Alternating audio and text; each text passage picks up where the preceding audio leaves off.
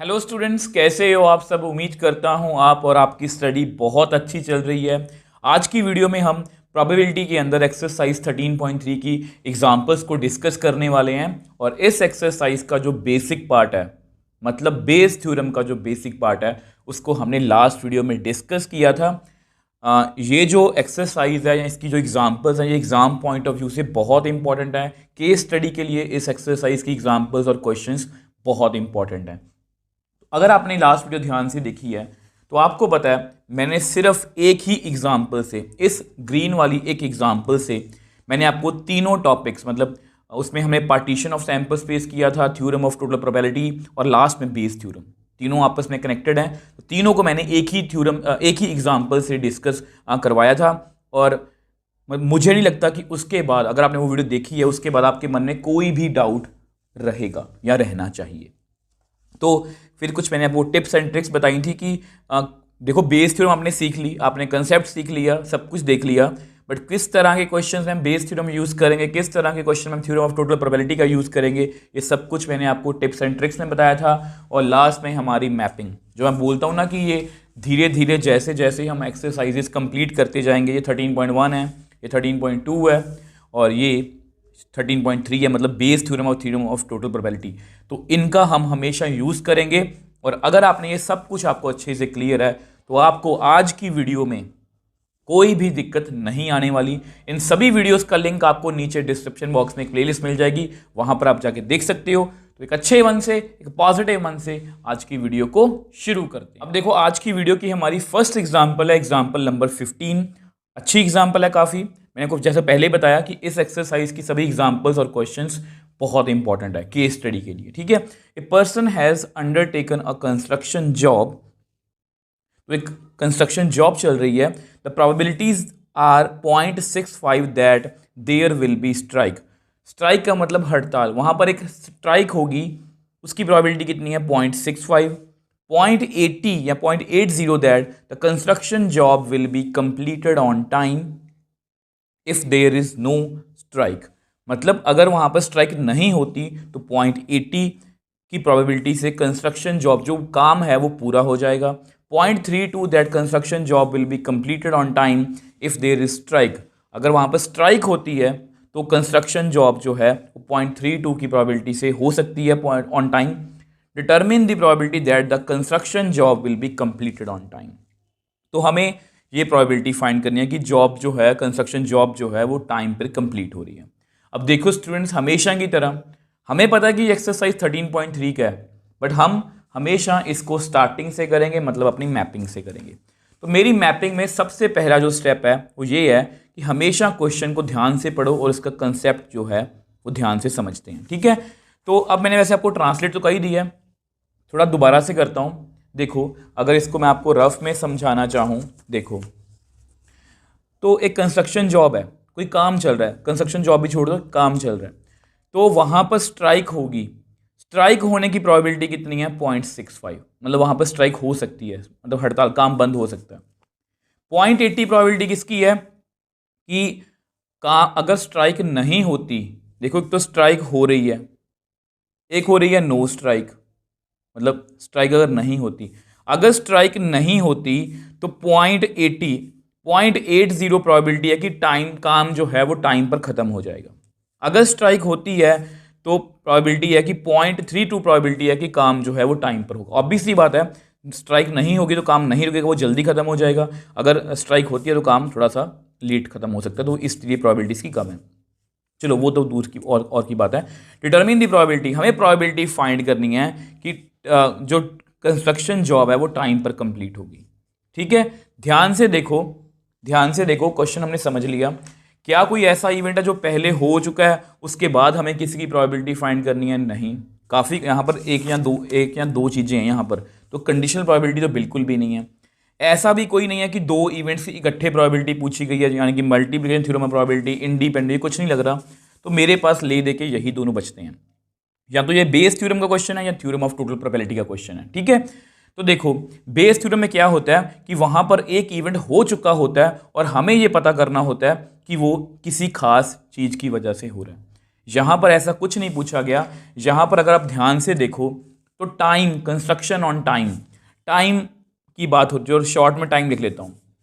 अब टाइम जो है वो स्ट्राइक से उसका लेना देना है, टाइम जो है उसका नो स्ट्राइक से भी लेना देना है। ध्यान से देखो, कंस्ट्रक्शन जॉब टाइम पर ख़त्म होगी अगर स्ट्राइक मतलब कि स्ट्राइक नहीं होगी, अगर कंस्ट्रक्शन जॉब टाइम पर खत्म होगी, अगर स्ट्राइक होगी तो उसकी प्रोबेबिलिटी ये है। मतलब ये टाइम इवेंट जो है ये स्ट्राइक और नो स्ट्राइक से एसोसिएटेड है और इसी की प्रोबेबिलिटी हमें पूछी गई है, इसी की प्रोबेबिलिटी हमें पूछी गई है। और जब ऐसा हो, आप याद करो हमारी एग्जाम्पल, मैं आपको जानबूझ के दिखा रहा हूँ कि अभी स्टार्ट कर रहे हैं क्वेश्चंस को, क्योंकि हमें केस स्टडीज भी करनी है। रेड बॉल इससे भी एसोसिएटेड है, इससे भी एसोसिएटेड है, इससे भी, और हमें इसी की प्रोबेबिलिटी फाइंड करनी है। मुझे नहीं पता कि जो देखो, अब देखो यहाँ पर मुझे नहीं पता कि जॉब टाइम पर जो कंप्लीट हुई है वो किसकी वजह से हुई है, मतलब स्ट्राइक वहाँ पर हुई थी या नहीं, मुझे नहीं पता, बट मुझे प्रोबेबिलिटी निकालनी है। तो मतलब यहाँ पर मैं थ्योरम ऑफ टोटल प्रोबेबिलिटी का यूज़ करूँगा। तो हमारी मैपिंग जो कहती है कि थ्योरम ऑफ टोटल प्रोबेबिलिटी का यूज़ करेंगे, तो सबसे पहले जो अपने इवेंट्स हैं उनको हम लिख लेते हैं। अब देखो ये मैंने इवेंट्स लिखे हैं, ठीक है। जॉब विल कंप्लीट, हम हमेशा इसको ए लिखेंगे, ठीक है। Job will complete on time, E1 there will be strike, E2 there will be no strike. तो ठीक है, तो जैसा कि अब ये मैंने डायग्राम आपके लिए बनाई है, ये आपको पेपर में बनाने की जरूरत नहीं है। अगर आप बना दोगे साइड इफेक्ट नहीं है इसका कोई भी, आपके मार्क्स नहीं कट होंगे, बट ये जस्ट मैंने आपको वैसे बताया कि ये मैंडेटरी नहीं है, जरूरी नहीं है कि आपने बनानी है। मैंने आपको जस्ट फील देने के लिए बनाई है कि जॉब कंप्लीट ऑन टाइम ये इससे भी एसोसिएटेड है, ये इससे भी एसोसिएटेड है। मतलब यहाँ पर हम, और इसी की प्रोबेबिलिटी में फाइंड करनी है, मतलब यहाँ पर हम थ्योरम ऑफ टोटल प्रोबेबिलिटी का यूज़ करेंगे। अब देखो, सबसे पहले आपको पता है कि देखो इसी तरह के इवेंट्स मैंने क्यों लिखे हैं, क्योंकि ये सब कुछ हम फॉर्मूलास में कर चुके हैं, ठीक है। तो सबसे पहले ऐसा करते हैं, देखो हमें E1 की प्रोबेबिलिटी चाहिए। E1 का मतलब क्या है आप मेरे को बताओ। E1 का मतलब है देयर विल बी स्ट्राइक, और स्ट्राइक होने की प्रोबेबिलिटी कितनी है, 0.65। आई होप ये आपको क्लियर है। अब ठीक है, अब लिखा गया E2 का मतलब क्या है, there will be no strike. अब स्ट्राइक की प्रोबेबिलिटी 0.65 है, तो नो स्ट्राइक की कितनी होगी, 1 माइनस 0.65, तो ये कितनी आएगी 0.35। ये तो आपको पता ही है ना। या तो आप देखो, अगर मान लो किसी के पास होने की प्रोबेबिलिटी ए की 0.3 है, तो उसके फेल होने की कितनी होगी, मतलब ए कॉम्प्लीमेंट। ए कॉम्प्लीमेंट का मतलब क्या हो, देखो स्ट्राइक का कॉम्प्लीमेंट क्या होगा, नो स्ट्राइक, तो उसको 1 से ही माइनस करेंगे ना, तो ये भी हमने निकाल ली। सबसे पहले हम यही प्रोबेबिलिटीज निकालते हैं। अब आपको पता है इसकी प्रोबेबिलिटी हमने निकाल ली, इसकी प्रोबेबिलिटी हमें निकाल ली, ठीक है, ये हमें पता है। जैसे बैग, हमेशा क्वेश्चन को बैग से कंपेयर करना है। मैंने वो क्या बताया था, पहले बैग सेलेक्ट करेंगे, फिर पहले बैग सेलेक्ट करके प्रोबेबिलिटी निकाल ली, इसकी प्रोबेबिलिटी ये है। देखो यहाँ पर बैग सेलेक्ट करने की प्रोबेबिलिटी कितनी थी, 1/3 1/3 1/3, वो मैंने निकाल ली। अब बैग सेलेक्ट करेंगे, उसमें से रेड बॉल निकालेंगे। अब जो है स्ट्राइक सेलेक्ट करेंगे, मतलब स्ट्राइक हो चुकी है, और हमें ये देखना है कि जॉब जो है, देखो इसको पढ़ के देखो, E1 हो चुका है, देयर विल बी स्ट्राइक, और ए का मतलब क्या है, job will complete on time. तो जॉब कंप्लीट हो टाइम पर, और देखो इसको यहाँ पर, अब ध्यान से मेरी बात सुनना, स्ट्राइक हो चुकी है और जॉब टाइम मतलब कंप्लीट ऑन टाइम, इसकी प्रोबेबिलिटी दी हुई है 0.32 that construction job will be completed on time if there is strike. Strike होने के बाद उसकी प्रोबेबिलिटी कितनी है, 0.32, ये सब कुछ गिवन है। उसके बाद A/E2, मतलब देखो E1 E2 निकाल लिया, A/E1 A/E2, there will be no strike, वहाँ पर स्ट्राइक नहीं हुई और जॉब कंप्लीट ऑन टाइम, इसकी प्रोबेबिलिटी कितनी है, 0.80। सब कुछ आपके सामने लिखा होगा। तो अब हमें फाइंड क्या करना है, प्रोबेबिलिटी ऑफ ए। तो यहाँ मैं लिख देता हूँ, हमारी थ्योरम ऑफ टोटल प्रोबेबिलिटी क्या कहती है, प्रोबेबिलिटी ऑफ ए कितनी है, E1 into A/E1 plus E2 into A/E2, तो which employees probability of A. E1 कितना है, 0.65, मल्टीप्लाई करेंगे 0.32 से, प्लस इसकी कितनी है E2 की 0.35, और मल्टीप्लाई करेंगे 0.80 से। अब जस्ट सॉल्व करना है, इसको हम नेक्स्ट पेज पे सॉल्व कर लेते हैं।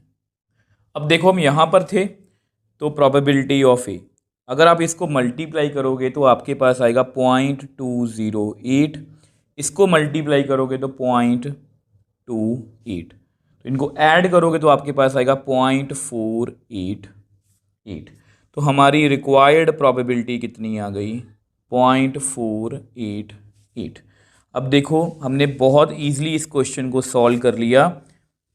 देखो सबसे पहले हमेशा ना, देखो मुझे पता है इसको हमें करने में काफ़ी टाइम लग गया क्योंकि अभी हमने स्टार्ट किए हैं, और मैं ये आपको अच्छे से इसलिए करवा रहा हूँ क्योंकि यहाँ से आपको केस स्टडी के क्वेश्चंस मिलेंगे। आपकी बुक में ज़्यादातर क्वेश्चंस जो हैं एनसीईआरटी में वो बेस थ्योरम से रिलेटेड हैं, बट अगर आप केस स्टडी के क्वेश्चंस देखोगे तो वहाँ पर क्या है कि उन्होंने बीच बीच में से बेस थ्योरम को ही तोड़ मरोड़ के पूछा गया, मतलब वो थ्योरम ऑफ टोटल प्रोबेबिलिटी बहुत बार पूछ रहे हैं।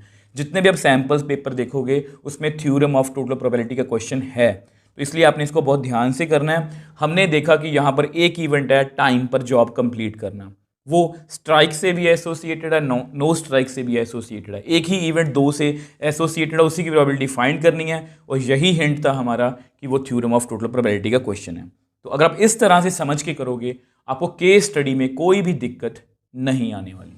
सो नेक्स्ट एग्जाम्पल 16th की बात करते हैं। ए bag 1 contains 3 red 4 black ball, आपको पता है, while another bag 2 contains 5 red 6 black balls, one ball is drawn at random from one of the bags and it is found to be red, find the probability that it was drawn from bag 2। तो बहुत अच्छा question है, और bag वाले question मतलब अगर आपने basics वाली वीडियो देखी है, सेम ऐसा ही क्वेश्चन हमने वहाँ पर एग्जाम्पल की थी। ये वाली एग्जाम्पल आपके सामने है, यहाँ पर जस्ट 3 बैग्स हैं, और इसी को मैंने बेस थ्योरम से भी अटैच किया था। अब ध्यान से क्वेश्चन को पहले हमेशा की तरह हमारी मैपिंग कहती है कि स्टोरी कंसेप्ट को अच्छे समझो। बैग 1 है, उसमें 3 रेड बॉल्स हैं 4 ब्लैक बॉल्स हैं, ठीक है। हमेशा से इसका अपने दिमाग में ना एक फ्लो चार्ट बना के दिखा करो। एक बैग 1 है, ठीक है, ये बैग 1 है, उसमें 3 रेड बॉल्स हैं 4 ब्लैक हैं, ठीक है, 4 ब्लैक।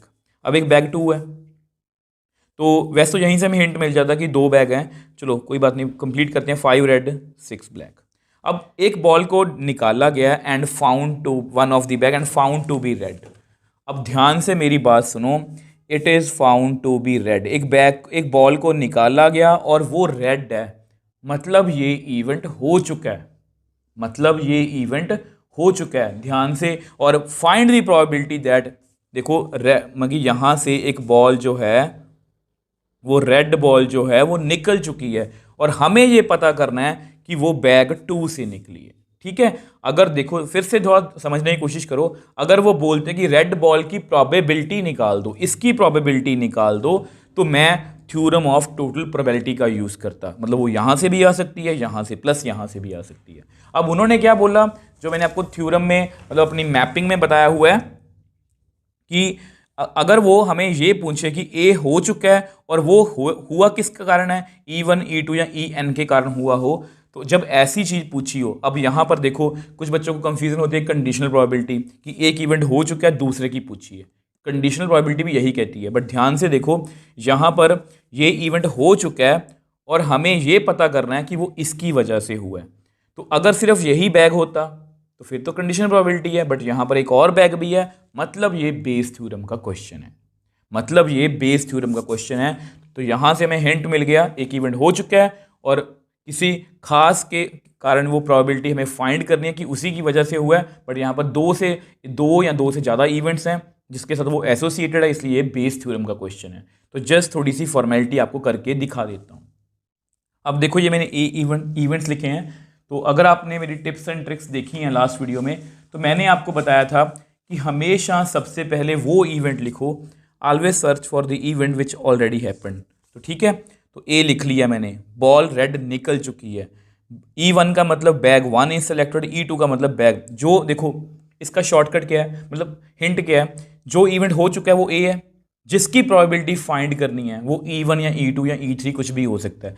तो हमें बैग 2 की प्रोबेबिलिटी में कि वो बताना है कि वो बैग 2 से निकली है, तो उसको मैंने सिमेट्री बनाने के लिए E2 लिख लिया, इसको मैंने E1 लिख लिया। हमें फाइंड क्या करना है, बॉल निकल चुकी है, वो कहाँ से निकली हो, बैग 2 से, तो ये हमें फाइंड करना है। तो जस्ट आपको फील देने के लिए ये बैग है आपके, और अगर यहाँ पर मैं प्रोबेबिलिटी लिख दूँ, अगर यहाँ P लिख दूँ, मतलब ये थ्योरम ऑफ टोटल प्रोबेबिलिटी का क्वेश्चन बन जाएगा कि रेड बॉल की प्रोबेबिलिटी निकालो, तो यहाँ मैंने वो नहीं लिखा, ठीक है। तो रेड बॉल निकल चुकी है यहाँ से। तो आपको पता है हम ये वाला चार्ट जो है फॉलो करेंगे, E1 A by E1, E2 A by E2। हमेशा जब आपको क्लियर हो जाए कि बेस थ्योरम है तो हमेशा E1 लिखो, यहाँ पर लिखो A बाई E1, यहाँ पर E2 लिखो, यहाँ पर A बाई E2 लिखो, क्योंकि ये सब बातें ना आपको क्वेश्चन से क्लियर होंगी। अब देखो E1 का मतलब क्या है, इसको बस पढ़ो। बैग 1 इज सिलेक्टेड, बैग 1 को सिलेक्ट करने की प्रोबेबिलिटी कितनी है आप मेरे को बताओ? 1/2, यहाँ पर एक बार मेंशन कर देता हूँ। बैग 2 को सिलेक्ट करने की प्रोबेबिलिटी कितनी है? 1/2, ठीक है। आपको पता है अगर 2 बैग हैं तो 1/2 ही होगी ना, 50-50 चांसेस होते हैं। अगर 3 बैग होते तो 1/3, 1/3, 1/3। अब इसको ध्यान से पढ़ो, हमेशा इसको पढ़ने की कोशिश किया करो, क्रैम नहीं करना। E1 हो चुका है, नीचे वाला इवेंट हो चुका है, बैग 1 सेलेक्ट हो चुका है, बैग 1 सेलेक्ट हो चुका है। प्रोबेबिलिटी पता करो कि वो क्या है? रेड। बैग 1 में रेड बॉल कितनी है? 3, टोटल कितनी है? 7। यहाँ पर वैसे बता देता हूँ, ये हमेशा इक्वली इवेंट्स का क्वेश्चन ही होता है, क्योंकि बॉल्स की प्रोबेबिलिटी सेम ही होती है, ठीक है। अब बैग 2 सेलेक्ट हो चुका है, प्रोबेबिलिटी पता करो कि वो रेड है। रेड बॉल कितनी है यहाँ पर? 5, टोटल कितनी है? 11। तो बस हमारा क्वेश्चन हो गया। अब जस्ट बेस थ्योरम का जो फॉर्मूला है वो मैं लिख देता हूँ। अब देखो ये आपका बेस थ्योरम का फॉर्मूला, ठीक है। आपको पता है ये होता है, नीचे समेशन होता है, तो मैंने प्लस में लिखा है, कोई 2 इवेंट्स हैं तो 2 ही लिखे हैं, 3 होते तो मैं 3 लिखता। तो ऊपर E2 है तो यहाँ पर भी E2 आएगा, ये भी मैंने आपको बेसिक्स वाली वीडियो में बताया था। ऊपर E1 होता तो मैं यहाँ पर E1 लिखता, और इसको याद करने का तरीका क्या है? E2 बाई A फाइंड करना है ना, तो उसका उल्टा A बाई E2। तो बहुत ईजी है, देख लो, आप खुद देख लो, हमारा क्वेश्चन हो चुका है। आप मेरे को बताओ आपको मुश्किल क्या लगा? E2 1/2 into A by E2 5/11, सब कुछ मतलब बना के रखा गया है बस क्वेश्चन को। 1/2 A by E1 3/7, same way से 1/2 इंटू 5/11। अब थोड़ा सा इसको सॉल्व करते हैं, ठीक है। अब ऐसा करते हैं, इसको नेक्स्ट पेज पे हम आराम से सॉल्व करते हैं। अब देखो हम यहाँ पर थे ना, तो E2 बाई A, ऊपर कितना आएगा? 5/22, नीचे 3/14 प्लस 5/22। अब ऐसा करते हैं, इनको क्रॉस मल्टीप्लाई कर देते हैं यहाँ पर। तो E2 बाई A 5/22, इसको मल्टीप्लाई करेंगे तो 66, प्लस इसको मल्टीप्लाई करेंगे तो 70, नीचे 14 इंटू 22, मैं मल्टीप्लाई नहीं कर रहा, ठीक है। तो अब यहाँ पर कितना बन गया? 5/22 होल डिवाइड बाई 6, 136/14 इंटू 22। अब इसको ऊपर ले जाते हैं, तभी मैंने उसको मल्टीप्लाई नहीं किया, क्योंकि वो टर्म्स कैंसिल आउट हो जाएंगी। आप हमेशा कैलकुलेशन में ऐसे ही करना, क्योंकि अल्टीमेटली हमें इसको सॉल्व ही करना है। डिवाइड बाई 130, ये ऊपर चला गया, ये यहाँ पर चला गया। अब यहाँ पर ये 22, क्योंकि पेपर में तो आपको आंसर लिखना ही पड़ेगा ना, पेपर में आप डायरेक्ट ना करोगे, वहाँ पर आपको सॉल्व तो करना ही पड़ेगा। तो इसको भी कट करते हैं, 2 7 14। अगर इसको कट करोगे तो कितना आएगा? 68। तो और कुछ कट नहीं हो रहा, तो मेरे पास मेरा फाइनल आंसर आ गया 5 7 35, नीचे कितना है? 68। और ये परफेक्टली एनसीईआरटी से मैच कर रहा है। तो देख लो कितना इजीली क्वेश्चन हमने सॉल्व कर लिया। ये सारा कैलकुलेशन पार्ट था, क्वेश्चन मेन लास्ट पेज पे ही हो गया था जब हमने फॉर्मूलास में वैल्यू फिल की थी। आप मेरे को बताओ आपको क्या मुश्किल लगा? बस हमने अपना प्रोसीजर जो है वो फॉलो करना है, हमने जो अपने बेसिक्स हैं वो अपने अच्छे से क्लियर रखने हैं। सो नेक्स्ट एग्जाम्पल 17 की बात करते हैं, बहुत अच्छी एग्जाम्पल है, ठीक है। तो देख लो, आपको इसकी लेंथ से ही पता लग गया होगा कि इस तरह के क्वेश्चन आपको केस स्टडी में पूछे जाएंगे, क्योंकि यहाँ पर एक कहानी होती है। तो कहानी को पढ़ते हैं। गिवन 3 आइडेंटिकल बॉक्सेस 1 2 एंड 3, तो 3 बॉक्सेस हैं, ईच कंटेनिंग 2 कॉइन्स। पहले पढ़ देता हूँ फिर ट्रांसलेट करूँगा। In box 1 both coins are gold coins, in box 2 both are silver coins, in box 3 there is 1 gold 1 silver coin. A person chooses a box at random and takes out a coin. If the coin is of gold, what is the probability that other coin in the box is also of gold? अब यहाँ पर एक अच्छी बात आपको सीखने को मिलेगी। मैं हमेशा बोलता हूँ कि एनसीईआरटी बहुत अच्छी बुक है, क्योंकि पहले क्वेश्चन में थ्योरम ऑफ प्रोबेबिलिटी सीखा, यहाँ पर सिंपल बेस थ्योरम का क्वेश्चन है जो अभी हमने किया। यहाँ पर एक छोटा सा बिल्कुल एक वो कह सकते हो कि चेंज है, जो मतलब कि आपकी नॉलेज में मतलब जो आपकी नॉलेज बढ़ाएगा, मतलब आपको इस तरह के क्वेश्चंस को टैकल करने में हेल्प करेगा। तो सबसे पहले कहानी को हमने पढ़ लिया, इसको समझते हैं। 3 बॉक्स हैं, ठीक है। कहानी कैसे समझेंगे हम, हमेशा की तरह 3 बॉक्स हैं जी। ये 1 है, ठीक है, ये 2 है, ये 3 है। इसमें कितने कॉइन्स हैं? 2 गोल्ड है, इसमें 2 सिल्वर कॉइन्स हैं, इसमें 1 गोल्ड है 1 सिल्वर है, ठीक है। तो ये कहानी हमारी कंप्लीट है। There is one a person, कोई बंदा है, उसने कोई भी एक बैग सेलेक्ट करना रैंडमली, ठीक है, एंड टेक्स आउट, उसने कॉइन निकाल लिया। If the coin is of gold, मतलब गोल्ड का कॉइन जो है वो निकल गया, गोल्ड का कॉइन जो है वो निकल चुका है, मतलब ये इवेंट हो चुका है। व्हाट इज, किसी और की प्रोबेबिलिटी पूछी गई है। तो पहली बात तो ये क्लियर है कि गोल्ड कॉइन निकल चुका है, एक इवेंट हो चुका है, तो हमें किसी की प्रोबेबिलिटी फाइंड करनी है। तो कंडीशनल प्रोबेबिलिटी या बेस थ्योरम। अब क्योंकि ये गोल्ड कॉइन सभी से एसोसिएटेड है, तो मतलब यहां पर ये बेस थ्योरम का क्वेश्चन है। अगर यहां पर एक ही कोई इवेंट होता, एक ही बॉक्स होता, तो वो कंडीशनल प्रोबेबिलिटी होती, बट यहां पर ये बेस थ्योरम का क्वेश्चन हमें क्लियर हो गया। What is the probability that other coin in the box is also of gold. अब देखो, वैसे अगर इस क्वेश्चन को मैं इजी बनाना चाहता तो मैं लिखता what is the probability that it was come from bag 1। It was कोई भी और बैग बोल देता, बट यहां पर थोड़ा सा यही चेंज है इसमें। वो बोल रहे हैं कि इसकी प्रोबेबिलिटी फाइंड करो कि दूसरा कॉइन जो है वो भी क्या है, गोल्ड का। अब एक गोल्ड कॉइन निकल चुका है, यहां पर कितने रह गए? अगर मान लो यहां से आया, यहां पर एक गोल्ड कॉइन रह गया, यहां पर तो कोई मतलब इससे तो गोल्ड कॉइन आया नहीं होगा। अगर इससे गोल्ड कॉइन आया है तो यहां पर सिर्फ एक सिल्वर बच गया। तो दूसरा कॉइन भी गोल्ड का हो, मतलब वो बेसिकली वो ये पूछ रहे हैं कि वो जो गोल्ड कॉइन है वो यहां से आया बैग 1 से। आई होप ये आप समझ पाए होगे। देखो, उन्होंने डायरेक्टली नहीं पूछा कि वो बैग 1 से आया, उन्होंने पूछा, देखो वो ये पूछ सकते थे कि find the probability that it was come from bag 1, ये बोल सकते थे। उन्होंने ये नहीं बोला, उन्होंने बोला कि अदर कॉइन भी, जो दूसरा कॉइन भी है वो भी क्या है, गोल्ड का, मतलब वो इसी की बात कर रहे हैं। तो क्वेश्चन को थोड़ा सा घुमा के पेश करने की कोशिश की गई है, बट अगर आपके बेसिक्स क्लियर हैं तो आपको कोई भी प्रॉब्लम नहीं आने वाली। अब यहाँ पर थोड़ी सी फॉर्मेलिटी जो है वो कर लेते हैं।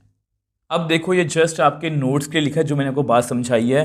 Hair they ask the other coin is also of gold, तो दूसरा कॉइन भी गोल्ड का होना चाहिए। ये तभी पॉसिबल है जब वो कॉइन बॉक्स 1 से आएगा। तो हमें यहाँ पर किसकी प्रोबेबिलिटी फाइंड करनी है? The coin is came from box 1। एक गोल्ड का कॉइन निकल चुका है, find the probability that the coin is came from box 1। और ये मैंने इसलिए लिखा है क्योंकि आपको पता, जिसकी प्रोबेबिलिटी फाइंड करनी होती है ना, जिसकी प्रोबेबिलिटी फाइंड करनी होती है उसको हम क्या लिखते हैं कि वो E1 है, वो E2 है या E3 है, ठीक है। इसका मतलब हमें E1/A फाइंड करना है कि वो गोल्ड कॉइन निकल चुका है, पता करो कि वो बॉक्स 1 से है। तो मतलब E1 को मैं क्या लिखूंगा? Box 1 is selected. अब ऐसा करते हैं, इसको मैं नेक्स्ट पेज पे आपको एक्सप्लेन करता हूं। अब देखो, आपको पता है ये कॉइन इज ऑफ गोल्ड, ये निकल चुका है। E1 मतलब बॉक्स 1 इज सेलेक्टेड, ये E2 बॉक्स 2, E3 बॉक्स 3। अब ये जस्ट आपको फील देने के लिए, अदरवाइज इसका जरूरी नहीं कि आपको बनानी है, ठीक है। तो अब देखो, कुछ बच्चे सोच रहे होंगे कि सर यहाँ पर एरो क्यों बनाए, यहाँ से तो गोल्ड कॉइन आ नहीं सकता, बट फिर भी ये तीनों इवेंट्स के, तीनों बॉक्स के साथ एसोसिएटेड है और हमें सबकी प्रोबेबिलिटी भी चाहिए। तो ये चार्ट मैंने बना लिया, आपको पता बेस थ्योरम में तो ये चार्ट बनाएंगे। तो किसी भी बॉक्स को सिलेक्ट करने की प्रोबेबिलिटी कितनी है? 3 बैग हैं, 1/3, 1/3, 1/3, ठीक है। अब इसको ध्यान से पढ़ना। E1 बॉक्स 1 सेलेक्ट हो चुका है, बॉक्स 1 सेलेक्ट हो चुका है, इसका क्या मतलब है? कॉइन इज ऑफ गोल्ड, उसमें से हमें गोल्ड कॉइन निकालना है। तो आप मेरे को बताओ, गोल्ड कॉइन के फेवर में कितने हैं? 2, टोटल कितने हैं? 2। यार सिंपल सी बात है, कंफ्यूज मत होना। एक बैग है, उसमें 5 रेड हैं 4 ब्लू बॉल्स हैं, ठीक है। रेड बॉल की प्रोबेबिलिटी निकालो, तो आप बोलोगे सर 5/9। अब एक बैग है, उसमें 5 रेड बॉल ही हैं, तो रेड बॉल की प्रोबेबिलिटी निकालो, आप बोलोगे सर उसके फेवर में 5 है, टोटल कितने हैं, टोटल भी 5 है, यहाँ पर टोटल कितने थे 9, तो नीचे टोटल ही आएगा, टोटल उतना ही रहेगा, टोटल 2 कॉइन्स ही हैं, दोनों उसके फेवर में हैं, तो यहाँ पर इसकी रिक्वायर्ड प्रोबेबिलिटी कितनी आ गई 1। अब A/E2, A/E2 को ध्यान से करना, बहुत ध्यान से करना। E2 का मतलब है box 2 is selected, box 2 select हो चुका है और उसमें से गोल्ड कॉइन, बॉक्स 2 सेलेक्ट हो। अब इसमें गोल्ड कॉइन कितने हैं, आप बोलोगे सर 0, और टोटल कितने केस 2, तो कितना आंसर आएगा 0। सेम वही कहानी है कि अगर इसमें से मुझे ये ब्लू बॉल है, ये रेड है, अगर मुझे ब्लैक बॉल निकालनी है तो ब्लैक बॉल के फेवर में 0 है, टोटल 9 है, तो ब्लैक बॉल तो निकल नहीं सकती ना। अब सिल्वर कॉइन है तो मतलब गोल्ड कॉइन कैसे निकलेगा। अब यहाँ पर आ जाओ, अब यहाँ पर बैग 3 बॉक्स 3 सेलेक्ट हो चुका है, प्रोबेबिलिटी पता करो कि वो गोल्ड का कॉइन है। अब गोल्ड का कॉइन कितना है 1, टोटल कितने हैं 2, तो यहाँ 1/2 है। अब हम बेस थ्योरम का फॉर्मूला लगा देते हैं। अब आपको पता है हमने स्टार्टिंग में ये लिखा था कि हमें E1/A फाइंड करना है, गोल्ड कॉइन निकल चुका है, वो बॉक्स 1 से आया हो, ठीक है। तो ये इसकी मतलब कि सारा फॉर्मूला है, तो E1/A। अब वैल्यूज़ को जस्ट फिल करना है, क्वेश्चन हमारा यहीं पर कंप्लीट है। E1 का मतलब है 1/3, A/E1 का मतलब है 1। इसकी कैलकुलेशन मुझे लगता है ईजी होगी, ठीक है। यहाँ पर भी 1/3 इंटू 1 प्लस E2 का मतलब 1/3 इंटू A/E2 कितना है 0, प्लस E3 का मतलब 1/3, A/E3 का मतलब 1/2। थोड़ा सॉल्व करते हैं ताकि हमारे पास इसका आंसर आ पाए। ऊपर तो 1/3 आएगा, नीचे यहाँ पर 1/3 प्लस 0 प्लस 1/6, ठीक है। तो इसको क्रॉस मल्टीप्लाई कर दो, तो 6 प्लस 3, नीचे 3 इंटू 6, तो विच एम्प्लाइज E1/A 1/3। अब ये 3 ऊपर चला गया, 6 भी ऊपर चला गया, ये यहाँ पर चला जाएगा ऊपर सबसे, ठीक है। और ये यहाँ पर 6 और 3 कितना होता है 9, 6 और 3 कितना होता है 9, तो यहाँ पर ये 3 और 3 कट हो गया, 3 2 6, 3 3 9, तो मेरे पास मेरा रिक्वायर्ड आंसर कितना आ गया 2/3, जो परफेक्टली एनसीईआरटी से मैच कर रहा है। देखो कितना इजीली सॉल्व कर लिया। जस्ट इसमें कैच क्या था कि उन्होंने डायरेक्टली नहीं पूछा कि वो बॉक्स 1 से आया, उन्होंने बताया कि दूसरा कॉइन भी गोल्ड का है, मतलब वो हमें सीधा नहीं पूछ रहे, थोड़ा सा बात को घुमा के पूछ रहे हैं। बट अगर आपके बेसिक्स क्लियर हैं तो आपको इन सब बातों से कोई भी फर्क नहीं पड़ना। सो नेक्स्ट एग्जाम्पल 18th की बात करते हैं। अब ये जो एग्जाम्पल है ये काफ़ी अच्छे लेवल की है। देखो अभी तक हमने जितनी भी एग्जाम्पल्स की हैं उनमें ना ऑलमोस्ट सब कुछ गिवन था कि ये बैग पड़ा है उसमें से बॉल निकाल दो, ये बॉक्स पड़ा है उसमें से कॉइन निकाल दो, मतलब ऑलमोस्ट क्वेश्चन हमें क्लियर था। और इस तरह के क्वेश्चंस ही आपको केस स्टडी में पूछे जाएंगे, क्योंकि यहाँ पर हमें सब कुछ खुद से लिखना पड़ेगा, मतलब बहुत सारा डाटा है, तो उस डाटा को हम यूज़ कैसे करेंगे तो वो हम सीखेंगे। तो पहले क्वेश्चन को पढ़ते हैं।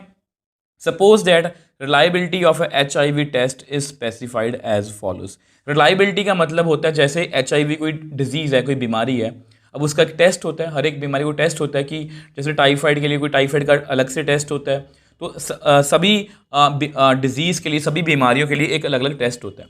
तो वो टेस्ट की बात कर रहे हैं यहाँ पर। ऑफ पीपल हैविंग HIV, जिन लोगों को ये डिजीज़ HIV है, जिन लोगों को ये बीमारी है, 90% of the test detect the disease but 10% go undetected. मैं इसका मतलब समझा देता हूँ, ठीक है। जैसे 100 बंदे हैं, उनको HIV है, ठीक है, HIV है, तो वो टेस्ट करवाने गए। अब वो टेस्ट जब करवाने गए तो 90% को तो उन्होंने बोल दिया कि आपको ये है, और 10% मतलब 10 लोगों को ये बोल दिया कि आपको ये मतलब बीमारी नहीं है। मतलब आप समझ गए ना, हर एक चीज़ में कुछ ना कुछ एरर होती है, तो वो एरर है, ये शो कर रहे हैं। अब of the people free of HIV, जिनको HIV है ही नहीं है, 99% of the test are judged HIV negative, report का नेगेटिव आने का मतलब ये होता है कि वो हमें डिजीज़ या पर्टिकुलर जो बीमारी है वो नहीं है। But 1% are diagnose as showing HIV positive. तो मतलब जिनको HIV है ही नहीं है, जिनको HIV है ही नहीं है। अब मान लो आप में से मतलब एक बंदा है, वो टेस्ट करवाने चला गया, उसको हमें पता है कि उसको HIV नहीं है या उसको कोई बीमारी नहीं है, वो टेस्ट करवाने चला गया। अगर वो टेस्ट करवाने चला गया तो 99% हमारी रिपोर्ट्स एक्यूरेट ही आएंगी, मतलब उसको वो बीमारी नहीं होगी, वो यही शो करेगा, कोई फेक रिपोर्ट थोड़ी ना बनाएगा। बट फिर भी यहाँ पर भी एक एरर है, वो 1% लोगों को बोल देगा कि आपको ये है, मतलब आपको वो बीमारी नहीं है बट टेस्ट बोलेगा कि आपको ये है, वहाँ पर 1% की एरर है। ठीक है, अब ये कहानी खत्म होगी। From a large population only 1% of which only 0.1, मतलब जितने भी लोग हैं उसमें से 0.1% लोगों को वो बीमारी है। 1 person is selected at random, एक पर्सन को सेलेक्ट किया गया, गिवन द HIV टेस्ट, उसका HIV टेस्ट लिया गया, एंड पैथोलॉजिस्ट मतलब लैब की जो रिपोर्ट है उसने क्या कहा, उसको HIV पॉजिटिव। मतलब उसने टेस्ट दिया और रिपोर्ट क्या आई, पॉजिटिव, मतलब उसको वो बीमारी है। रिपोर्ट के मुताबिक what is the probability that the person actually has HIV। अब देखो, अगर आप क्वेश्चन को ध्यान से पढ़ रहे हो, आपको पता है यहां पर एक इवेंट हो चुका है, हमने कहानी अच्छे से पढ़ ली कि HIV होने पर लैब रिपोर्ट किस तरह से काम करती है, HIV नहीं होने पर लैब रिपोर्ट किस तरह से काम करती है। अब उसमें से एक पर्सन सेलेक्ट किया गया, उसको HIV, उसने HIV का टेस्ट दिया और उसकी रिपोर्ट पॉजिटिव आई है, वो रिपोर्ट आ चुकी है। प्रोबेबिलिटी पता करो कि उसको एक्चुअल में HIV है। ठीक है, आप मेरी बात समझ गए, क्वेश्चन को समझ गए। और हमारी मैपिंग कहती है, क्वेश्चन को हमने ध्यान से पढ़ लिया, उसकी कहानी को समझ लिया, अब हमारे दिमाग में 3 बातें चलती हैं। कंडीशनल प्रोबेबिलिटी, आपको हमेशा ही डाउट रहेगा, theorem of total probability, Bayes theorem. मैं आपको इसलिए बता रहा हूं सब कुछ क्योंकि कई बार ना केस स्टडी में तीनों चीजें पूछी जाती हैं, ये भी, ये भी, ये भी। ठीक है, अब आपको पता है यहां पर कंडीशनल प्रोबेबिलिटी में अगर हम HIV टेस्ट पॉजिटिव आ चुका है तो प्रोबेबिलिटी पता करो कि मतलब कि यहां पर एक इवेंट नहीं है, तो रिपोर्ट पॉजिटिव आने के 2 कारण हो सकते हैं। हो सकता है कि उसको HIV हो सकता है उसको ना हो। तो यहां पर कंडीशनल प्रोबेबिलिटी नहीं है क्योंकि हमारे पास 2 ऑप्शंस हैं। तो ले देके हमारे पास ये 2 ऑप्शन बचती हैं। अब ये नहीं हो सकता क्योंकि हमें ये नहीं पूछा गया कि उसकी रिपोर्ट पॉजिटिव आ गई है। रिपोर्ट पॉजिटिव दोनों तरीके से आ सकती थी। अगर वो हमसे पूछते कि रिपोर्ट पॉजिटिव आने की प्रोबेबिलिटी बताओ, वो यहाँ से भी आ सकती थी, यहाँ से भी आ सकती थी। ये नहीं पूछा गया, उन्होंने कहा कि ये हो चुका है, बताओ कि वो HIV पॉजिटिव बंदा है। मतलब ये बेस थ्योरम का क्वेश्चन है। और अगर ये बेस थ्योरम का क्वेश्चन है तो सबसे पहले हम ए लिखेंगे, अपने इवेंट्स लिखेंगे। तो इवेंट्स को आपने बहुत ध्यान से लिखना है। तो सबसे पहले अगर मैं ए लिखूं तो देखो, अगर मैं ए लिखूं, कौन सा इवेंट है जो हो चुका है, HIV टेस्ट। ठीक है, रिपोर्ट्स आर HIV पॉजिटिव, मतलब रिपोर्ट्स जो हैं वो हमारी HIV पॉजिटिव आ चुकी हैं। ठीक है, what is the probability that the person actually has HIV। मैंने आपको बहुत बार बताया, अगर आपको कहीं पर भी कंफ्यूजन हो तो जिसकी प्रोबेबिलिटी फाइंड करनी है उसको आप E1 लिख लो।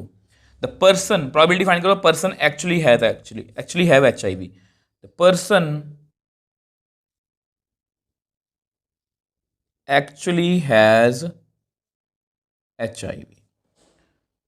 और ये भी तो हो सकता है ना, आपको पता है मैंने जो आपको स्टार्टिंग में टेबल बना के दिखाया था कि उसको HIV हो, ये भी हो सकता है उसको HIV ना हो।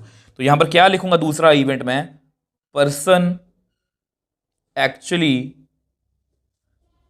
हैज नॉट HIV, उसको वो बीमारी नहीं है। देखो ये क्वेश्चन ना सेम आपको एक्सरसाइज में भी आएगा, वहां पर जस्ट HIV की जगह पर कोई और बीमारी आ सकती है। हो सकता है पेपर में आपको क्वेश्चन आ जाए, यही क्वेश्चन आ जाए, वहां पर कोविड की बात कर लें, वो तो कुछ भी आ सकता है। ठीक है, अब आपको जस्ट फील देने के लिए मैं आपको डायग्राम जस्ट वैसे ही बना के दिखा देता हूँ। अब देखो, ये जस्ट मैंने आपके लिए बना के दिखाया कि यहाँ पर 2 बातें हो रही हैं, उसको प्रॉब्लम है, HIV है, उसको नहीं है। तो ये रिपोर्ट्स आर पॉजिटिव, ये हमारी पॉजिटिव आ चुकी हैं। ठीक है, क्या फाइंड करना है, E1/A। इसको पढ़ के देख लो, हमेशा इसको पढ़ के देखा करो।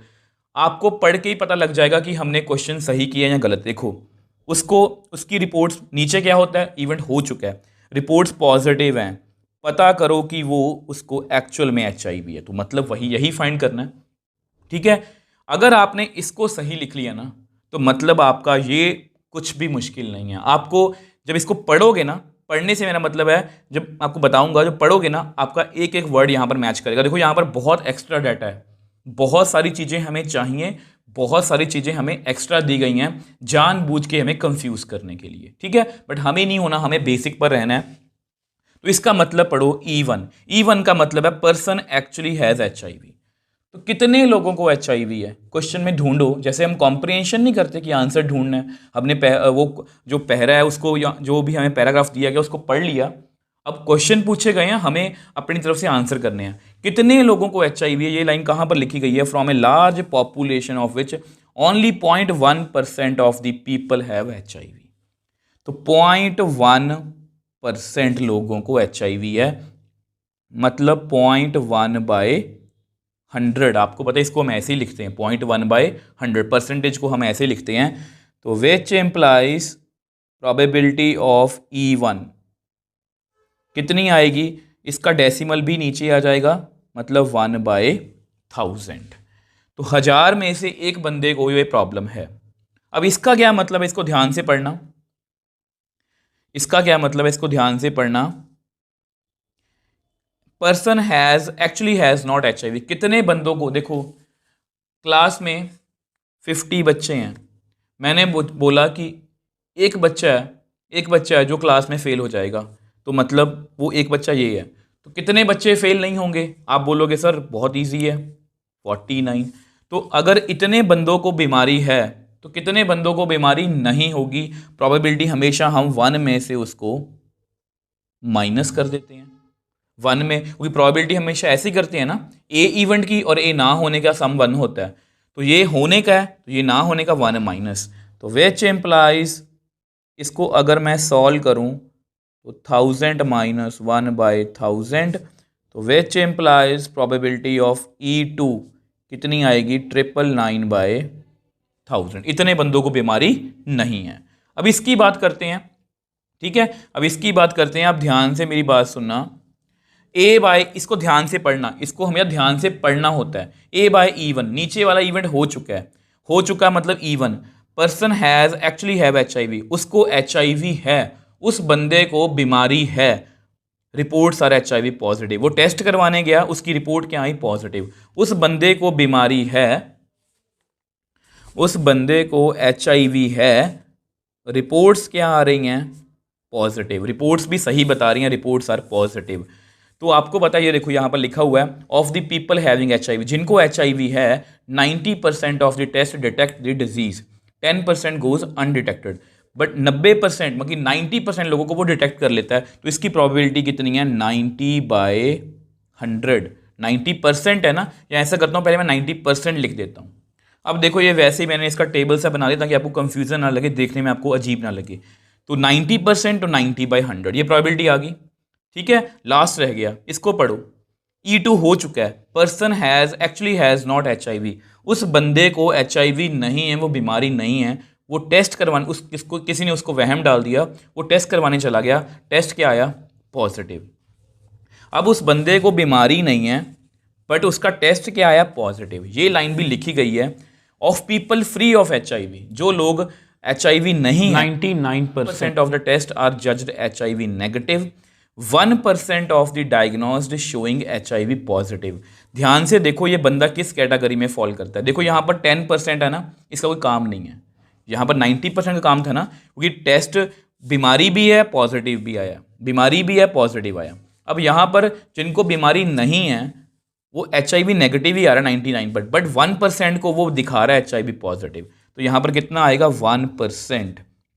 तो मतलब A/E2 कितना आएगा, 1/100।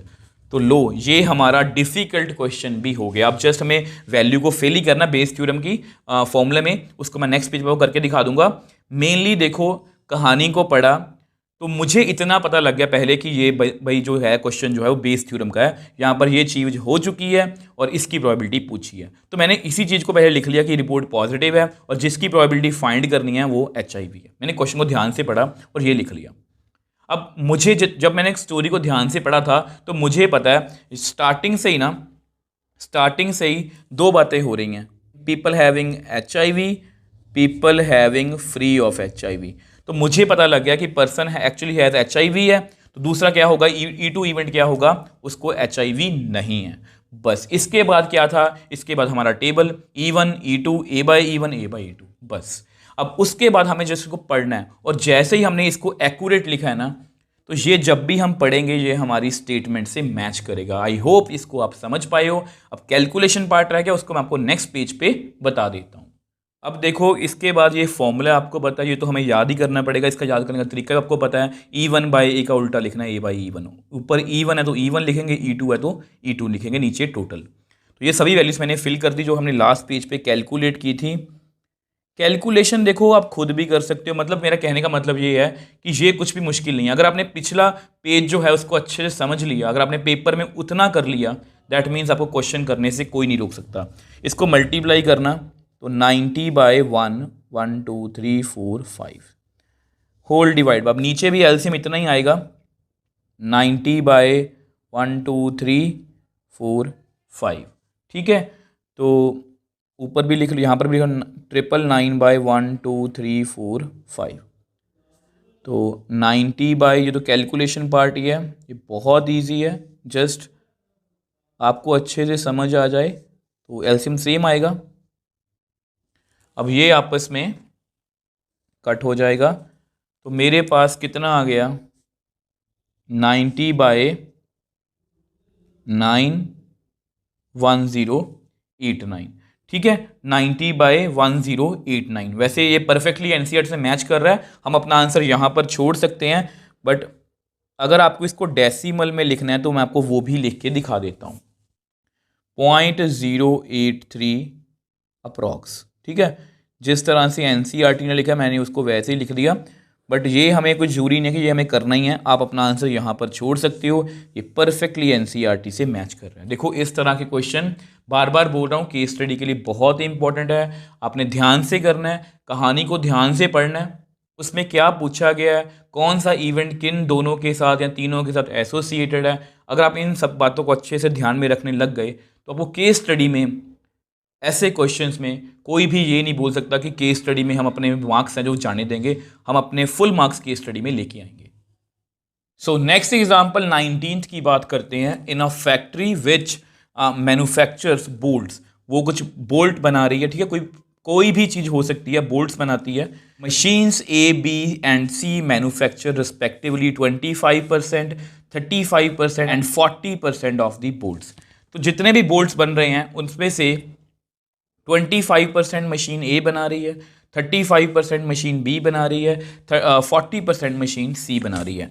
तो अगर इसका साथ साथ में फ्लो चार्ट बना के देखें तो ये एक मशीन है, ये एक मशीन है, ये एक मशीन है। ठीक है, तो क्वेश्चन को साथ साथ समझते हैं। ये 25% बना रही है, ये 35% बना रही है, ये 40% बना रही है। ऑफ देयर आउटपुट्स, जो भी वो बनाते हैं, 5, 4 and 2% are respectively defective bolts.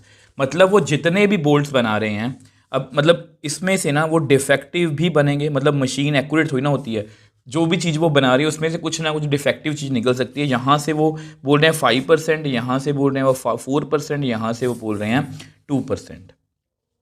A bolt is drawn at random from the product and found to be defective. एक बोल्ट निकाला गया और वो क्या निकला, डिफेक्टिव। तो ये बहुत इंपॉर्टेंट लाइन है, मतलब वो डिफेक्टिव निकल चुका है। ठीक है, what is the probability that it is manufactured by machine B. अब वैसे हमें क्लियर है एक चीज हो चुकी है, और मतलब डिफेक्टिव बोल्ट जो है वो निकल चुका है। अब हमें पता करना है कि वो मशीन बी से आया, और ये इससे भी एसोसिएटेड है, इससे भी एसोसिएटेड है, मतलब एक इवेंट हो चुका है, वो 2 या 3 इवेंट से एसोसिएटेड है, मतलब ये बेस थ्योरम का क्वेश्चन है। ठीक है, आपको कहानी भी समझ लग गई मैपिंग के अकॉर्डिंग, और ये भी हमें क्लियर है कि ये बेस थ्योरम का क्वेश्चन ही है। और मैंने को बताया कि अगर यहाँ पर सिर्फ यही होता, इतनी ही कहानी होती कि मशीन इतने बोल्ट बना रही है, उसमें से ये डिफेक्टिव हैं, डिफेक्टिव बोल्ट निकला, पता करो कि वो मशीन बी से है, तो हम सीधा कंडीशनल प्रोबेबिलिटी से निकाल देते। बट ऐसा कुछ नहीं है। अब मैं आपको एक सजेशन दूँ, आज के बाद बेस थ्योरम के जितने भी एक्सरसाइज के क्वेश्चन करेंगे, आप यहाँ पर वीडियो को पॉज करो और जस्ट इवेंट्स जो है वो लिख के देखो, E1 E2 E3 जो भी क्वेश्चन में है, ठीक है। और उसके बाद उनकी देखो, पहले इवेंट लिखना, मेरे से मैच कर लेना कि हमारे इवेंट्स सही हैं या नहीं, ठीक है। उसके बाद क्या करेंगे, हम यहाँ पर फ्लो चार्ट बनाएंगे, फिर फ्लो चार्ट में हम प्रोबेबिलिटीज लिखेंगे, फिर लास्ट में हम मैच करेंगे क्या हम दोनों की मैच हो रही है या नहीं। अगर आप इस तरह से करोगे ना, तो बिलीव मी, आपको बेस थ्योरम में कोई भी नहीं रोक सकता। अब ऐसा करते हैं, सबसे पहले इवेंट्स जो हैं वो लिखते हैं। सबसे पहले हम कौन सा इवेंट लिखते हैं, आप मेरे को बताओ। सबसे पहले हम लिखते हैं जो हो चुका है, तो लेट ए, हम क्या लिखेंगे, बोल्ट इज डिफेक्टिव। हाँ, इतनी बात का ध्यान रखना, हमारी लैंग्वेज इधर उधर हो सकती है। ये जो नहीं कि आपने भी यही, हो सकता है किसी बच्चे ने लिखा हो bolt is found to be defective, तो कुछ भी लिख लेना। अब E1 क्या होता है, जिसकी प्रोबेबिलिटी हमें फाइंड करनी है। तो किसकी प्रोबेबिलिटी फाइंड करनी है, मैन्युफैक्चर्ड बाय मशीन बी, ठीक है। क्या आएगा यहां पर, मैन्युफैक्चर्ड बाय मशीन बी। अब E2 को क्या लिखेंगे, मैन्युफैक्चर्ड बाय मशीन ए। अब E3 भी ये होगी, यहां पर 3 मशीन्स हैं, मैन्युफैक्चर्ड बाय मशीन सी। अब देखो, कुछ बुक्स में हो सकता है कि E1 को ए लिखा हो, E2 को बी लिखा हो, E3 को सी लिखा हो। बट मैं हमेशा कोशिश करता हूं, मैं बच्चों को हमेशा यही सिखाता हूं कि जिसकी प्रोबेबिलिटी में फाइंड करनी है ना, उसको E1 लिख लिया करो। इसको आप चेंज कर सकते हो, कोई फर्क नहीं पड़ने वाला। तो मैं फाइंड क्या करना है, we have to find E1 by A, ठीक है। E1 बाय ए, बोल्ट निकल चुका है डिफेक्टिव, पता करो कि वो मशीन बी ने बनाया, तो हमें यही फाइंड करना है। अब जस्ट फिर से एक बार डायग्राम आपको बना के दिखा देता हूं। अब देखो, आई होप जिन बच्चों ने खुद से इवेंट्स लिखे हैं वो मेरे साथ, मतलब ऑलमोस्ट हमने ऐसे ही लिखे हैं। ये हो सकता है कि ABC हमने इधर उधर लिखा हो, बट वो मैच कर रहे हैं। अब ये जस्ट आपकी नॉलेज के लिए है। देखो, डायग्राम आप बना लिया करो, इससे आपको थोड़ा सा क्लैरिटी हो जाती है क्वेश्चन की। मैं ये देखो, यहाँ पर मैंने तो बहुत कलर यूज़ किए हैं, बहुत एक्यूरेट बनाई है। आपको इतनी एक्यूरेट बनाने की जरूरत नहीं है, आप रफली इसको ऐसे बना लिया करो, ठीक है। मैंने इसलिए बनाई ताकि आपको देखने में अच्छी लगे, तो आपका इंटरेस्ट बनेगा। तो ये मैंने चार्ट बना लिया अपना। अब फिर से वीडियो को पॉज करो और खुद वैल्यू इसमें जो है वो फिल करके देखो। अब देखो, E1 का मतलब क्या है, मैन्युफैक्चर्ड बाय मशीन बी। अब मशीन बी जो है वो कितने बोल्ट बना रही है, 35%। अब फिर से याद करो, मैंने आपको पहले भी बहुत बार बताया कि ये प्रोबेबिलिटी नहीं होती, इसका मतलब होता है 35/100, 100 में से 35 बना रही है। E2, अब E2 का मतलब क्या है, मैन्युफैक्चर्ड बाय मशीन ए। अब आपका ये इधर उधर हो सकता है, 25% ऑफ द बोल्ट। E2 की वैल्यू कितनी आएगी, 25/100। मैं इनको कट नहीं कर रहा, बाद में कैलकुलेशन में इजी रहेगा। E3, मैन्युफैक्चर्ड बाय मशीन सी, वो बना रही है 40%, तो E3 की वैल्यू कितनी आ गई, 40/100। तो ये हमें क्लियर है। अब इसके बाद A/E1, अब इसको ध्यान से पढ़ना। E1 हो चुका है, manufactured by machine B, machine B उसको बना चुकी है, और बोल्ट क्या है, डिफेक्टिव। मशीन बी उसको बना चुकी है, उसमें डिफेक्टिव बोल्ट निकल गया। इसकी प्रोबेबिलिटी बी की कितनी है, ध्यान से लिखना, 4%। यहाँ पर गड़बड़ मत कर देना। तो A/E1 कितना आ गया, 4/100। अब मशीन ए बोल्ट बना चुकी है, A/E2 का मतलब है वो बोल्ट क्या है, डिफेक्टिव। मशीन ए में डिफेक्टिव बोल्ट कितने हैं, 5%, मतलब A/E2 की वैल्यू कितनी आ गई, 5/100। A/E3 हो चुका है, मैन्युफैक्चर्ड बाय मशीन सी, वो मशीन सी बना चुकी है, डिफेक्टिव आया, वो कितना है, 2%, ठीक है। बस वैल्यूज़ को इधर उधर मत कर लेना, 2/100। अब जस्ट हमें सभी वैल्यूज़ को फिल करना है, उसको मैं आपको नेक्स्ट पेज पे करके दिखा देता हूँ। आई होप जिन बच्चों ने खुद से इनकी प्रोबेबिलिटीज़ दिखी हैं वो हमारे साथ परफेक्टली मैच कर रही हैं। अब ऐसा करते हैं, इसको नेक्स्ट पेज पे हम सॉल्व कर लेते हैं। अब देखो हम यहाँ पर पहुँच गए ना, वैल्यूज़ मैंने फिल कर ली हैं। देखो इसके बाद हमेशा मैं बोलता हूँ कैलकुलेशन पार्ट है, मतलब ये तो हो ही जाएगा, जो लास्ट पेज पे किया वही इंपॉर्टेंट है। तो इसको सॉल्व करें तो मैं 100 कट नहीं कर रहा, तो 140 यहाँ पर आएगा, डिवाइड बाय 1 2 3 4। ठीक है, नीचे भी करते हैं, यहाँ पर भी 140 डिवाइड बाय 1 2 3 4। तो यहाँ पर कितना आएगा 125 डिवाइड बाय 1 2 3 4। यहाँ पर 80, नीचे कितना आएगा 1 2 3 4। तो एलसीएम सेम आ जाए इसलिए मैं इसको कट नहीं कर रहा। ठीक है, बाकी आप जिस तरह से मर्जी कर सकते हो। 140 बाय 10,000। ठीक है, यहाँ पर कितना आया 140 प्लस 125 प्लस 80 बाय 10,000। ठीक है, अब ये आपस में कट हो जाएगा, तो मेरे पास कितना रह गया 140 डिवाइड बाय, इसको अगर ऐड करेंगे तो 5 14, तो 140 बाय 345। अगर आप इसको कट करो, 5 2 ज़ा 10, 5 8 ज़ा 40, 5 6 ज़ा 30, 5 9 ज़ा 45। तो मेरे पास मेरी रिक्वायर्ड प्रोबेबिलिटी आ गई E1 by A 28 by 69। I hope ये क्वेश्चन आपको अच्छे से समझ में आया होगा। तो देखो कुछ भी मुश्किल नहीं है, बस हमें अपने बेसिक्स जो हैं वो क्लियर रखने हैं। अगर आप बेसिक्स क्लियर रखोगे तो आपको ऐसे किसी भी क्वेश्चन में कोई दिक्कत नहीं आएगी।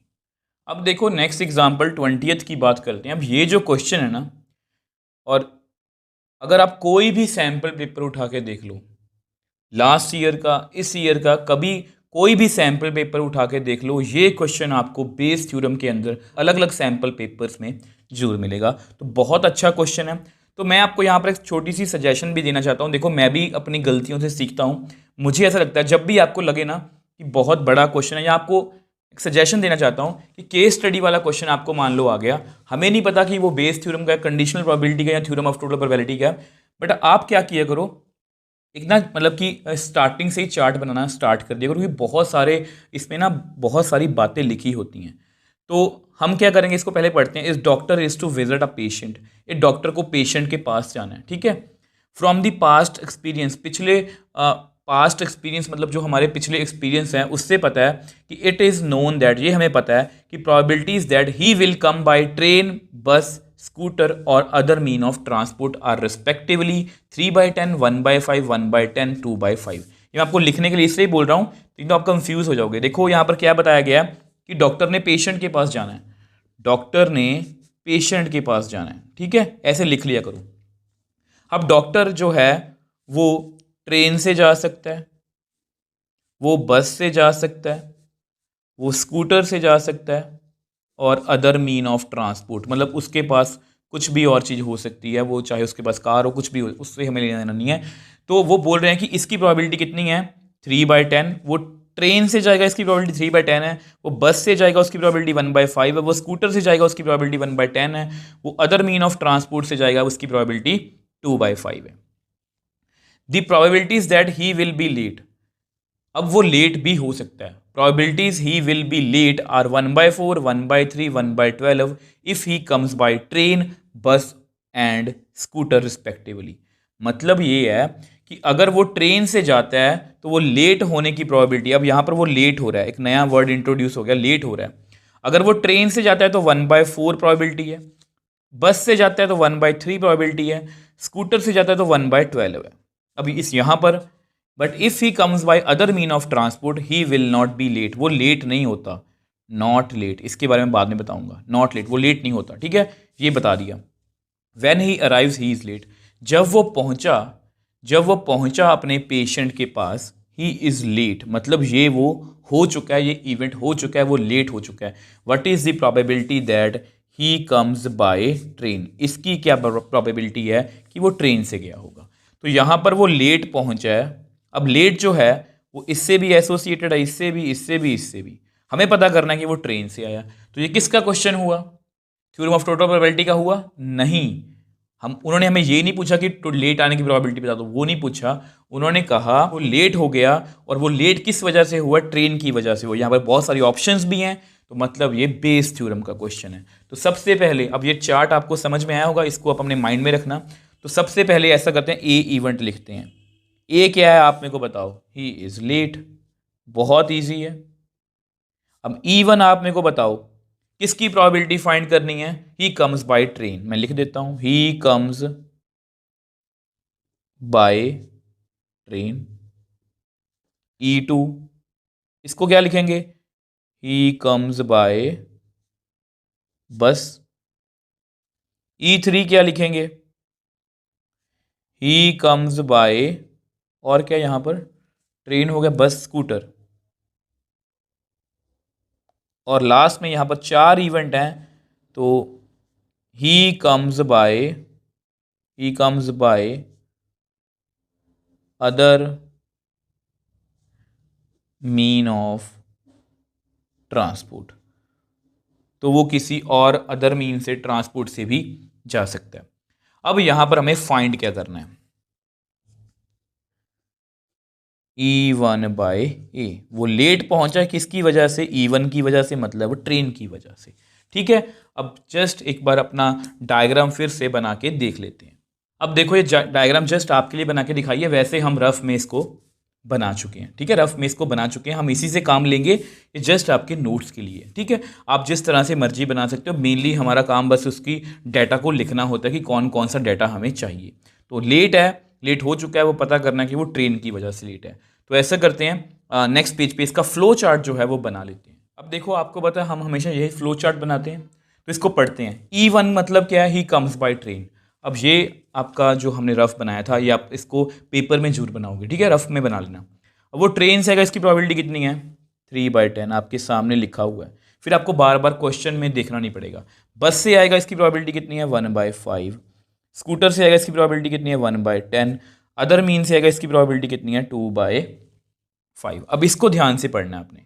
E1 का मतलब क्या है, A/E1, E1 नीचे है, मतलब ये हो चुका है, वो ट्रेन से आ चुका है। ही कम्स बाय ट्रेन, वो ट्रेन से आ रहा है। ठीक है, एंड ही इज लेट, वो ट्रेन से आ रहा है, वो लेट हो गया 1/4।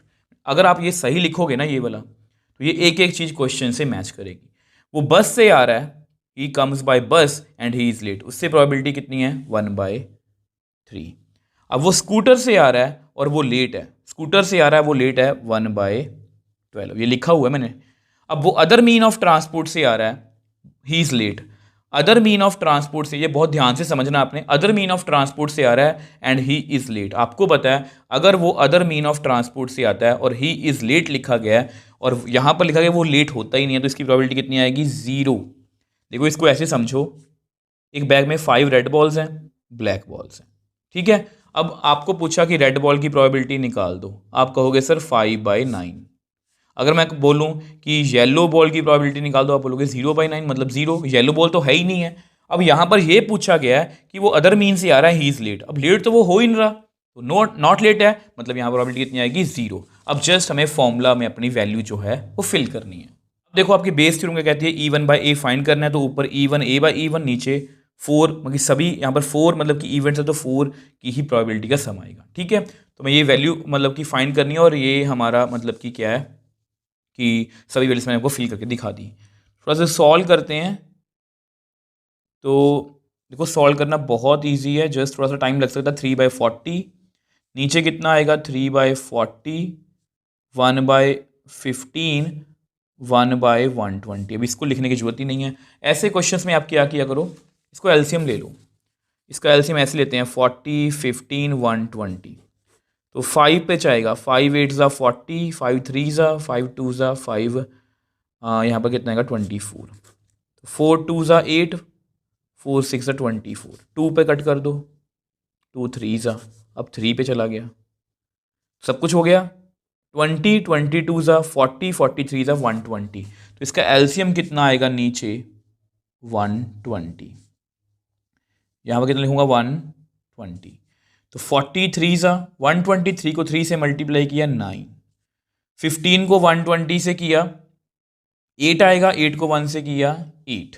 120 को 120 से किया, 1, 1 को 1 से किया 1, तो which employs E1 by A 3/40 divide by 18 by 120। अब इसको आप लिख सकते हो 3/40, अब 120 सीधा ऊपर चला गया, 18 यहाँ पर, मतलब ये यहाँ पर, ये यहाँ पर। अब जो कट हो रहा है उसको कट करते हैं, तो 3 6 18, 4 3 12, तो मेरे पास कितना रह गया 3/6। अब ये भी कट हो रहा है, तो 1 और ये 2, तो मेरे पास मेरा रिक्वायर्ड आंसर आ गया 1/2, जो परफेक्टली एनसीईआरटी से मैच कर रहा है। अब देखो स्टूडेंट्स, मैंने को पहले बताया था कि ये क्वेश्चन बहुत इंपॉर्टेंट है, ऑलमोस्ट हर एक सैम्पल पेपर में ये क्वेश्चन है, केस स्टडी के क्वेश्चंस में ही है ये, तो इसलिए इस तरह के क्वेश्चंस को अपने ध्यान से करना है। जस्ट हमें अपने बेसिक्स क्लियर रखने हैं। सबसे पहले हमने क्लियर किया कि ये बेस थ्योरम का क्वेश्चन है, डाटा को हम हमेशा ऐसे लिखेंगे। ये मैंने आपको अभी अभी बताया कि जब भी ऐसा बड़ा सा क्वेश्चन आए, बहुत सारा डाटा हो, तो क्वेश्चन को लिख लिया करो। वो ट्रेन से आ रहा है, बस से, स्कूटर से, अदर मीन से, वो लेट हो रहा है, इस तरह से, तो मैंने सब कुछ लिख लिया। वो लेट हो रहा था, इसकी वजह से ये पता करना था, तो हमें पता बेस थ्योरम का क्वेश्चन है, बस उसके बाद हमने ये सही से लिख लिया। उसके बाद हमें क्वेश्चन में कोई भी दिक्कत नहीं आने वाली। सो इस एक्सरसाइज की हमारी last example number 21, a man is known to speak the truth 3 out of 4 times। मतलब एक कोई बंदा है, कोई पर्सन है, वो सच बोलता है 3 out of 4 times, मतलब उसके सच बोलने की प्रोबेबिलिटी हमें दी हुई है। वो सच बोलता है, ट्रू बोलता है, ट्रुथ बोलता है 3 out of 4 times। इसका मतलब यही है ना, 4 में से 3 बार वो सच बोलता है। ही थ्रोज अ डाई, उसने एक डाई फेंका, reports that it is a 6।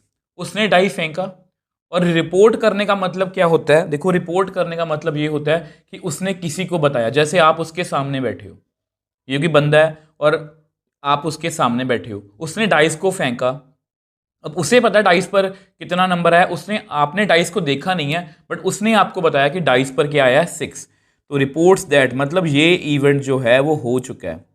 कैसे हो चुका है? देखो, throws a die and reports that it is a 6, वहां पर 6 आया। देखो, बहुत छोटी सी स्टेटमेंट है, बट ये बहुत अच्छा क्वेश्चन है।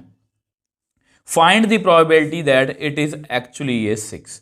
तो प्रोबेबिलिटी फाइंड करो कि ये एक्चुअली 6 है। तो देखो, ये जो क्वेश्चन है ना, ये थोड़ा सा बच्चों को कई बार कंफ्यूज करता है कि इसमें पूछा क्या गया। अब देखो, इस क्वेश्चन को समझते हैं। तो देखो, जो इवेंट हो चुका है वो 6 वाला, ये वाला हो चुका है, ठीक है। तो डाइस से शुरू करते हैं, ये डाइस है मान लो आपका। अब उसने रिपोर्ट कर दिया कितना 6। अब ये रिपोर्ट कर चुका है कि डाइस पर कितना आया 6। अब प्रोबेबिलिटी फाइंड करनी है कि इट इज एक्चुअली ये 6।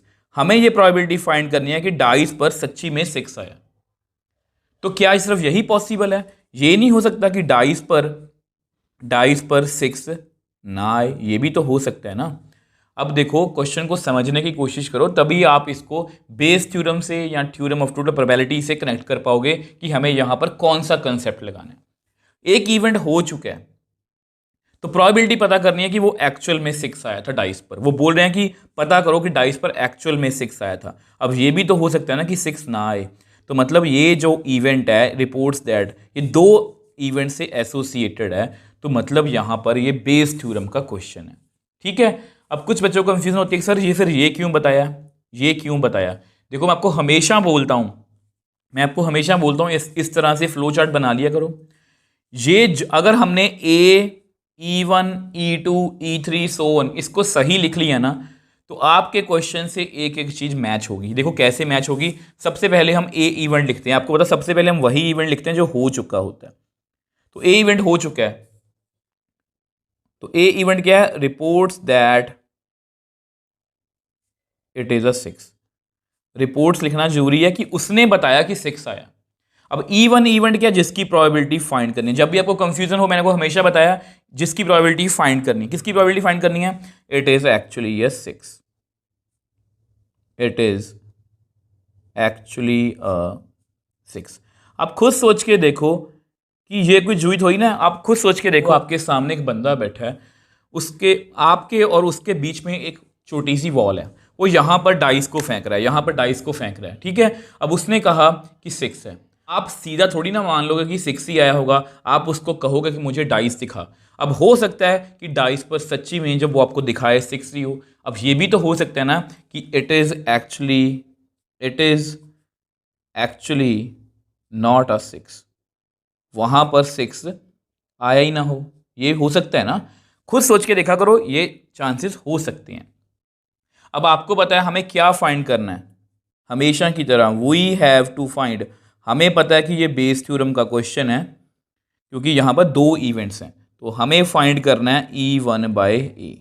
पढ़ के देख लो, ए हो चुका है, report set it 6, probability find करो, इट इज़ एक्चुअली ए 6। तो मतलब मैंने बिल्कुल सही लिखा है। अब जस्ट डायग्राम एक बार आपको बना के, जो हमने रफ में बनाई थी ना, वही जस्ट आपके नोट्स के लिए बना के दिखा देता हूँ। अब देखो, ये जस्ट आपके लिए वैसे डायग्राम बनाइए, वैसे हम पेपर में ऐसा ही बनाएंगे, ये जस्ट आपके नोट्स के लिए है। तो it is actually A 6, it is actually not a 6। तो 2 इवेंट्स ही हैं। अब हमें ये इवेंट हो चुका है, रिपोर्ट्स इट इज़ अ 6। उसने रिपोर्ट की है कि इट इज़ अ 6। ठीक है, तो अब देखो, अगर आपको पता कि ये बेस थ्योरम क्वेश्चन है, तो हमने वही अपना फ्लो चार्ट जो है बना लिया, E1 A/E1, E2 A/E2। ठीक है, अब E1 का मतलब क्या है आप मेरे को बताओ। E1 का मतलब है इट इज़ एक्चुअली ए 6, मतलब डाइस पर 6 आया है। और आपको पता है सैंपल स्पेस डाइस की कितनी होती है, 1 2 3 4 5 6। तो ये क्या है, sample space of a die. अब आप मेरे को बताओ इट इज एक्चुअली ए 6, तो 6 आने की प्रोबेबिलिटी, इक्वली इवेंट्स का क्वेश्चन है, 6 के फेवर में ए क्या है, टोटल कितने हैं 6। ठीक है, अब E2 की probability, it is actually not a 6, तो 6 नहीं आने की प्रोबेबिलिटी 1 आ सकता है, 2 आ सकता है, 3 4 5। तो ऐसे कितने नंबर हैं, 5/6। ठीक है जी। अब A/E1, तो देखो अभी भी बहुत से बच्चों के मन में डाउट होगा कि सर ये वाली बात का तो यूज़ हुआ ही नहीं, अब यूज़ होगा। इसको ध्यान से पढ़ना, एक एक बात आपको समझ में आएगी। E1 हो चुका है, इट इज़ एक्चुअली ये 6, डाइस पर 6 ही आया है। ये डाइस है आपका, या डाई, ये रिपोर्ट, ये हो चुका है कि इट इज़ एक्चुअली ये 6, डाइस पर 6 आया। एंड ए का मतलब क्या है, reports that it is a 6। उसने भी क्या कहा, उसने भी रिपोर्ट क्या की कि वो 6 ही है। दैट मीन्स अगर डाइस पर भी 6 आया, वो भी रिपोर्ट 6 कर रहा है, मतलब वो सच बोल रहा है। और सच बोलने की प्रोबेबिलिटी उसकी कितनी है, 3/4 यहां पर लिखा गया। अब सेम वे से इसको पढ़ना, it is actually not a 6, यहां पर 6 नहीं है, बट यहां पर 6 नहीं है, मगर डाइस पर 6 नंबर नहीं आया, डाइस पर 6 नहीं आया। बट उसने क्या कहा, रिपोर्ट्स दैट, उसने कहा कि 6 ही है, मतलब वो झूठ बोल रहा है। और झूठ बोलने की प्रोबेबिलिटी मैं ऐसे निकाल सकता हूँ, 1 - 3/4। आपको पता है सच बोलने की 3/4 है, तो झूठ बोलने की कितनी होगी, 1 माइनस, उसको हम 1 से माइनस कर देंगे, तो ये कितनी आ जाएगी, 1/4। अब जस्ट आपके नोट्स के लिए एक बार आपको लिख देता हूँ। अब देखो, ये मैंने जस्ट आपके नोट्स के लिए लिखा है, इसको आपको पेपर में नहीं लिखना। ये मैंने आपको समझाया कि इसका मतलब है कि डाइस पर 6 आया, उसने 6 कहा, मतलब वो सच बोल रहा है, तो उसकी प्रोबेबिलिटी लिखिए 3/4। यहाँ पर वो डाइस ने अदर देन 6 कोई और नंबर शो किया, बट उसने कहा 6 है, मतलब वो लाई बोल रहा है, झूठ बोल रहा है, तो उसकी प्रोबेबिलिटी 1 - 3/4। अब आपको पता है ये बेस थ्योरम है, तो बेस थ्योरम का फॉर्मूला है। अब जस्ट वैल्यू फिल करनी है, उसको आपको नेक्स्ट पेज पे करके दिखा देता हूँ। अब देखो, ये जस्ट कैलकुलेशन पार्ट ही रह गया, बहुत ईजी है। 3/24, इसको मैं कट नहीं कर रहा जानबूझ के, नीचे भी 3/24, ऊपर आएगा 5/24, क्योंकि नीचे फिर एलसीएम जो है वो सेम आ जाएगा, 3 + 5/24, मतलब 3/24, 8/24। अब ये आपस में कट हो जाएगा, तो मेरे पास सिर्फ 3/8 रह जाएगा, तो विच एम्प्लाइज मेरा आंसर, रिक्वायर्ड आंसर कितना आ गया, 3/8। तो इस तरह से हमने इस क्वेश्चन को बहुत ईजिली सॉल्व कर लिया। इस क्वेश्चन में मुश्किल बात क्या है कि ये पहली बार में देखने में बेस थ्योरम का क्वेश्चन नहीं लगता, बट अगर आप एक पैटर्न से चलोगे, कहानी को पढ़ा, हमने देखा कि उसने एक इवेंट हो चुका है, तो मेरे पास फिर 2 ऑप्शंस आ जाती हैं कि कंडीशनल प्रोबेबिलिटी या बेस थ्योरम होगी। अब यहां पर उन्हें प्रोबेबिलिटी फाइंड करनी थी कि it is actually A 6, but ये भी तो हो सकता है ना कि वहां पर 6 ना ही आया हो। तो यहां से मुझे पता लग गया कि इवेंट जो है वो 2 इवेंट से एसोसिएटेड है, मतलब बेस्ड थ्योरम का क्वेश्चन होगा। उसके बाद आपको कभी भी जब आप एग्जैक्टली लिख लोगे ना कि A E1 E2, और जब आप A/E1 A/E2 की प्रोबेबिलिटीज कैलकुलेट करोगे, उनको बोल के देखोगे, तब आपको क्वेश्चन बिल्कुल एक्यूरेट होगा और आपको किसी भी क्वेश्चन में, किसी भी केस स्टडी में कोई भी दिक्कत नहीं आएगी।